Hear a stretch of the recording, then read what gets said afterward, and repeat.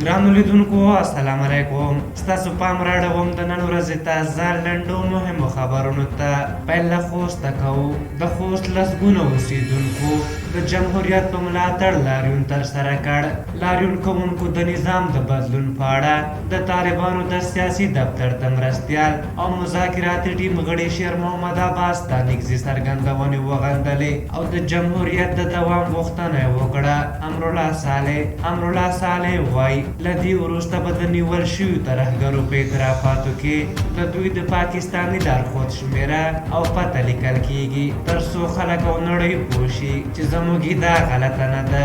دی وایي ما تر اوسه داسې هیڅ ترهګر نه دی لیدلی چې له پاکستان سره د اړیکو پرته ترهګر شوی وي او یا هم وکولی شي خپل کار ته ادامه ورکړي. پینټاګون د امریکا دفاع وزارت وایي چې طالبانو له امریکا سره د هوکړې له مخې خپلې ژمنې نه دي ترسره کړې، نو ځکه متحده ایالات به د روان کال تر می میاشتې پورې خپل ټول سرتیري له افغانستان څخه ونه باسي. ولسمشر غني د ترکیې له ولسمشر رجب طیب اردوغان سره ټلیفوني خبرې کړې او پر افغان سولې ورسره غږېدلی. نظام الدین قیصاري په مزار شریف کې د مارشال دوستم کور ته ورغلی او هلته یې د جنبش ګوند له مسؤلینو سره کتلي. نوموړي له یو کال را په دې خوا له دوستم سره شدید اختلافات درلودل.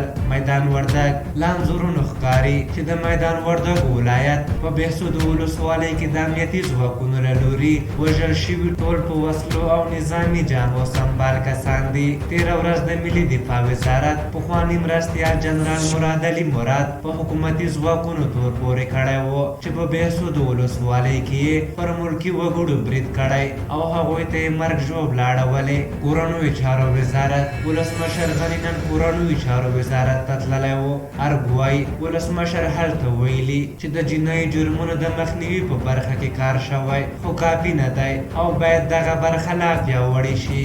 د قانون نافذول د ملي پولیسو مکلفیت او لومړیتوب دی. افراسیاب خټک وایي بهرنۍ کړۍ افغانستان کې د نظام د ختمولو په لټه کې دي او په افغانستان کې د پیاوړي نظام د دوام او پرمختګ د مخنیوي لپاره هدفي او منظم کار روان دی. په هر حال دا د نن ورځې تازه لنډ او مهم خبرونه تر بیا چې ستاسو چوپړ ته راځم پورې بخښونکي خدای مو سپارم. د الله په امان.